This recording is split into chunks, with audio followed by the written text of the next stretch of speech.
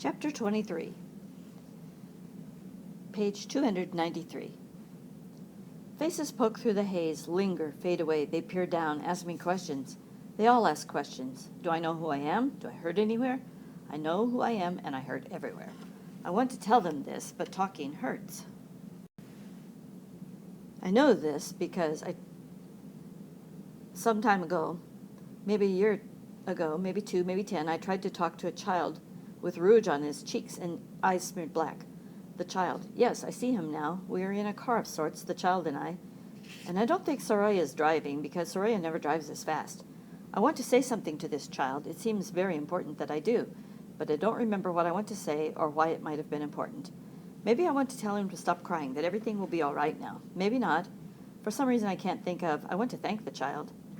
Faces. They're all wearing green hats. They slip in and out of view. They talk rapidly, use words I don't understand. I hear other voices, other noises, beeps and alarms, and always more faces. Peering down, I don't remember any of them, except for the one with the gel in his hair and the Clark Gable mustache, the one with the African stain on his cap, Mr. Soap Opera Star. That's funny. I want to laugh now, but laughing hurts too. I fade out. She says her name is Aisha, like the prophet's wife. Her graying hair is parted in the middle and tied in a ponytail, her nose pierced with a stud shaped like the sun. She wears bifocals that make her eyes bug out. She wears green, too, and her hands are soft. She sees me looking at her and smiles, says something in English. Something is jabbing at the side of my chest. I fade out. A man is standing at my bedside. I know him. He is dark and lanky, has a long beard. He wears a hat. What are those hats called? Packles? Wears it tilted to one side like a famous person whose name escapes me now. I know this man. He drove me somewhere a few years ago. I know him. There is something wrong with my mouth. I hear a bubbling sound. I fade out. My right arm burns. The woman with the bifocals and sun-shaped stud is hunched over my arm, attaching a clear plastic tubing to it. She says it's the potassium. It stings like a bee, no? She says. It does. What's her name? Something to do with a prophet. I know her, too, from a few years ago. She used to wear her hair in a ponytail. Now it's pulled back, tied in a bun. Soraya wore her hair like that the first time we spoke. When was that? Last week? Aisha, yes. There's something wrong with my mouth, and that thing jabbing at my chest. I fade out. We're in the Suleiman Mountains of Baluchistan, and Baba is wrestling the black bear. He is the Baba of my childhood, Tupenaga, the towering specimen of Pashtun might, not the withered man under the blankets, the man with the sunken cheeks and hollow eyes. They roll over a patch of green grass, man and beast, Baba's curly brown hair flying. The bear roars, or maybe it's Baba. Spittle and blood fly, claw and hand swipe. They fall to the ground with a loud thud, and Baba is sitting on the bear's chest, his fingers digging in its snout. He looks up at me, and I see.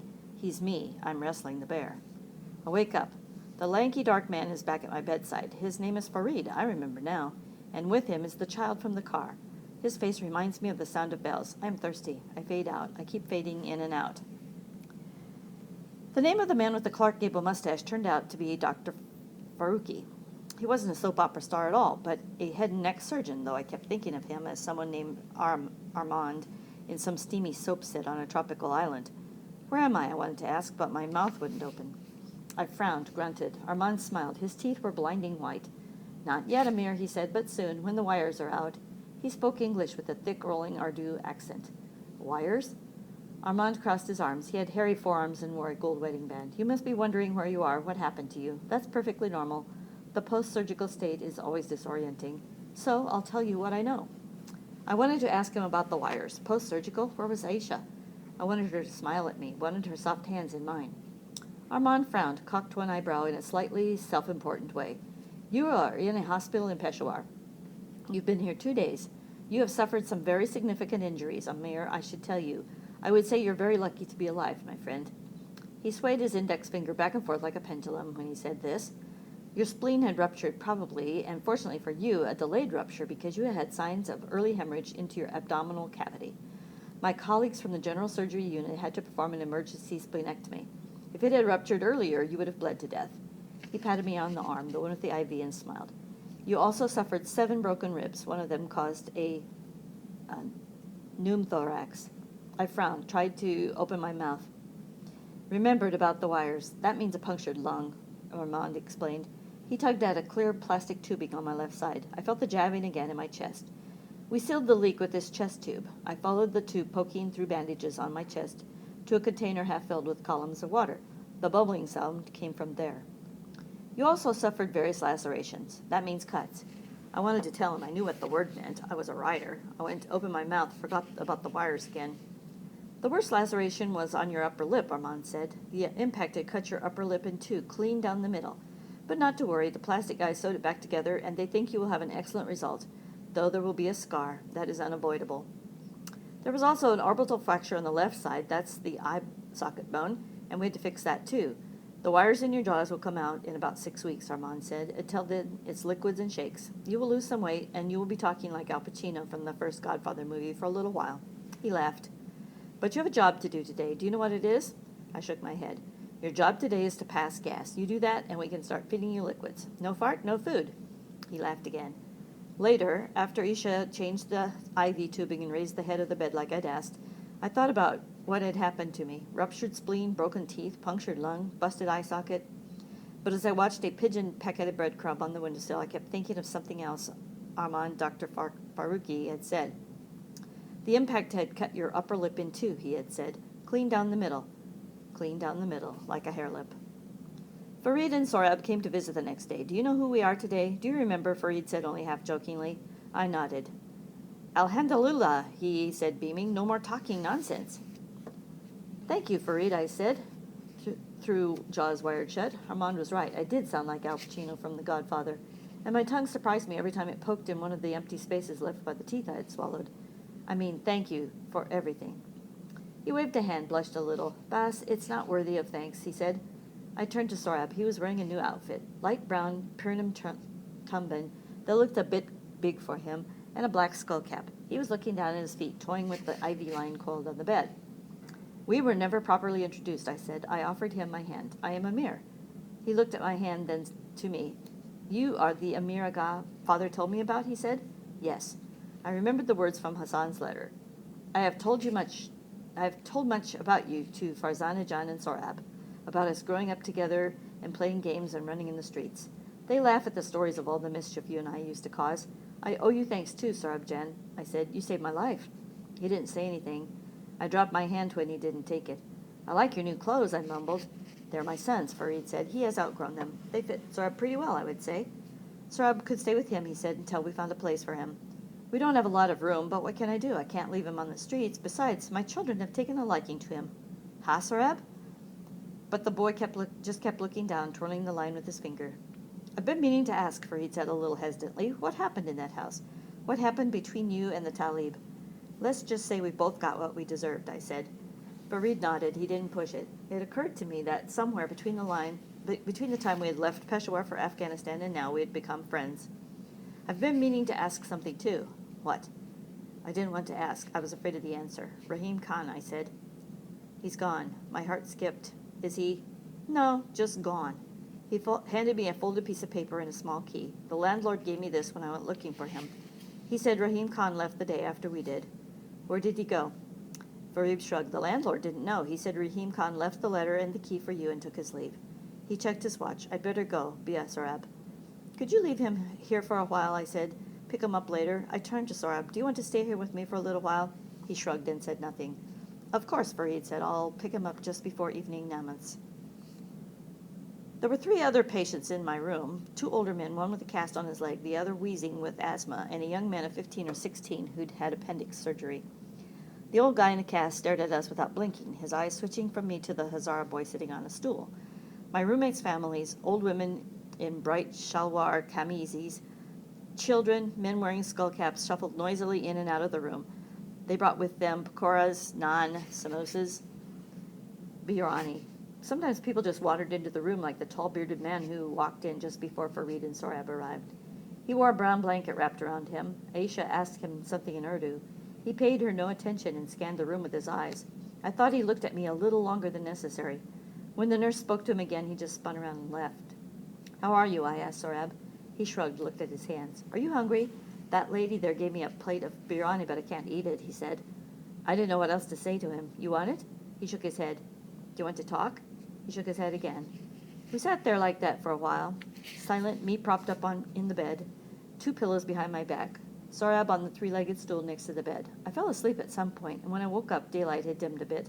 The shadows had stretched, and Sohrab was still sitting next to me. He was still looking down at his hands. That night after Farid picked up Sohrab, I unfolded Raheem Khan's letter. I had delayed reading it as long as possible. It read, Amir Jan, Inshallah, you have reached this letter safely. I pray that I have not put you in harm's way and that Afghanistan has not been too unkind to you. You have been in my prayers since the day you left. You were right all those years to suspect that I knew. I did know. Hassan told me shortly after it happened. What you did was wrong, Amir Jan, but do not forget that you were a boy when it happened, a troubled little boy. You were too hard on yourself then, and you still are. I saw it in your eyes in Peshawar. But I hope you will heed this. A man who has no conscience, no goodness, does not suffer. I hope your suffering comes to an end with this journey to Afghanistan. Amir Jan, I am ashamed for the lies we told you all those years. You were right to be angry in Peshawar. You had a right to know. So did Hassan. I know it doesn't absolve anyone of anything, but the Kabul we lived in those days was a strange world, one in which some things mattered more than the truth. Amir Jan, I know how hard your father was on you when you were growing up. I saw how you suffered and yearned for his affection, and my heart bled for you. But your father was a man torn between two halves, Amir Jan. You and Hassan, he loved you both, but he could not love Hassan the way he longed to, openly and as a father. So he took it out on you instead, Amir, the socially legitimate half, the half that represented the riches he had inherited and the sin with impunity privileges that came with them. When he saw you, he saw himself and his guilt. You are still angry, and I realize it is far too early to expect you to accept this, but maybe someday you will be able to see that when your father was hard on you, he was also being hard on himself. Your father, like you, was a tortured soul, Amir Jan. I cannot describe to you the depth and blackness of the sorrow that came over me when I learned of his passing. I loved him because he was my friend, but also because he was a good man, maybe even a great man. And this is what I want you to understand, that good, real good, was born out of your father's remorse.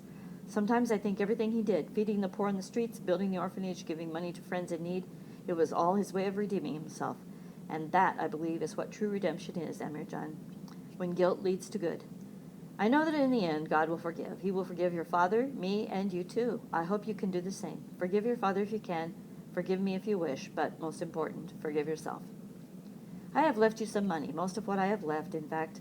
I think you may have some expenses when you return here, and the money should be enough to cover them. There is a bank in Peshawar. Farid knows the location. The money is in a safe deposit box. I've given you the key.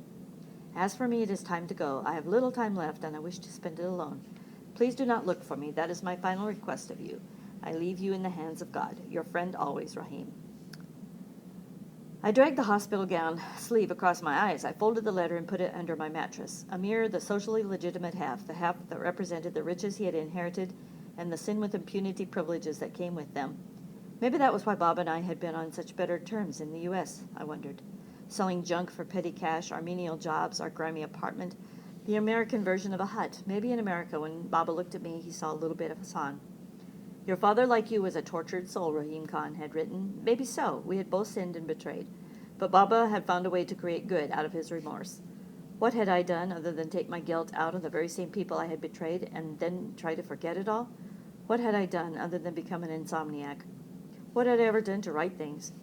When the nurse, not Aisha, but a red-haired woman whose name escapes me, walked in with a syringe in hand and asked me if I needed a morphine injection, I said yes.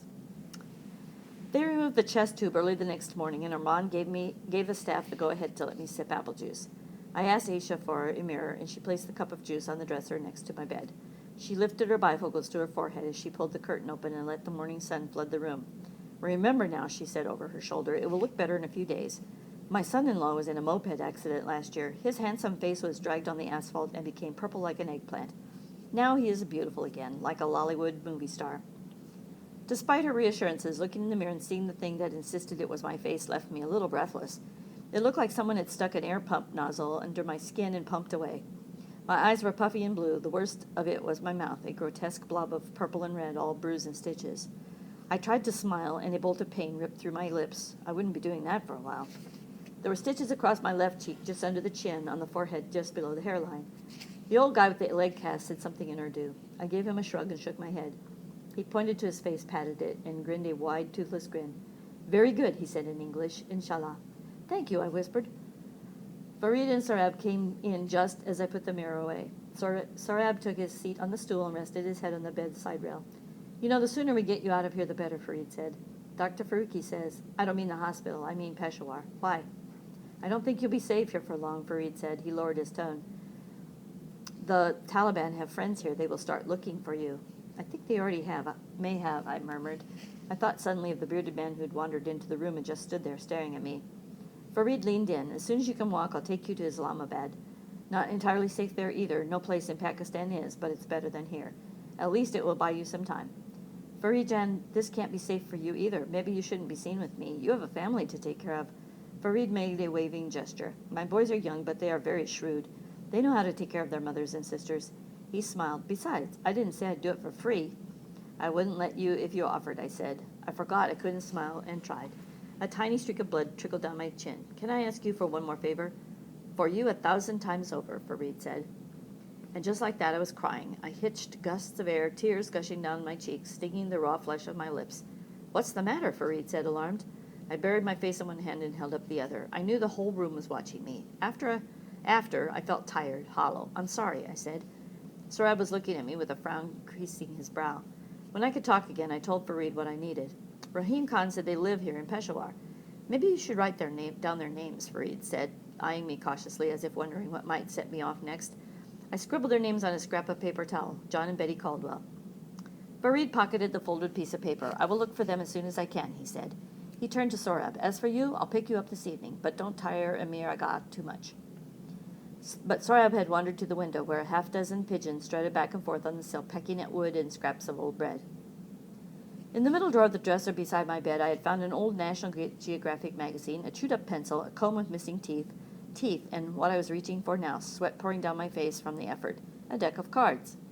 I had counted them earlier and surprisingly found the deck complete. I asked Sohrab if he wanted to play. I didn't expect him to answer, let alone play. He'd been quiet since we'd fled Kabul. But he turned from the window and said, the only game I know is Panjapar. I feel sorry for you already because I'm a grand master at Panjapar, world-renowned. He took a seat on the stool next to me. I dealt him his 5 cards. When your father and I were your age, we used to play this game, especially in the winter when it snowed and we couldn't go outside. We used to play until the sun went down. He played me a card and picked up one from the pile. I stole looks at him as he pondered his cards. He was his father in so many ways, the way he fanned out his cards with both hands, the way he squinted while reading them, the way he rarely looked a person in the eye. We played in silence. I won the first game, let him win the next one, and lost the next 5 fair and square. You're as good as your father, maybe even better, I said after my last loss. I used to beat him sometimes, but I think he let me win. I paused before saying, your father and I were nursed by the same woman. I know. What did he tell you about us? That you were the best friend he ever had, he said. I twirled the jack of diamonds in my fingers, slipped it back and forth.